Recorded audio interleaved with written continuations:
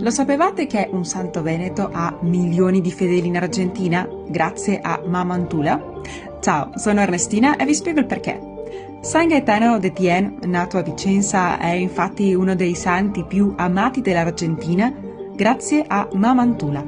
Lei è la prima donna proclamata santa di questo paese alla fine del mondo. Lui è più noto come San Cayetano de Liniers, per la sua traduzione in spagnolo e per il nome del quartiere di Buenos Aires dove è stato costruito il suo santuario. Mamantula, nata nel 1730, era devota del santo.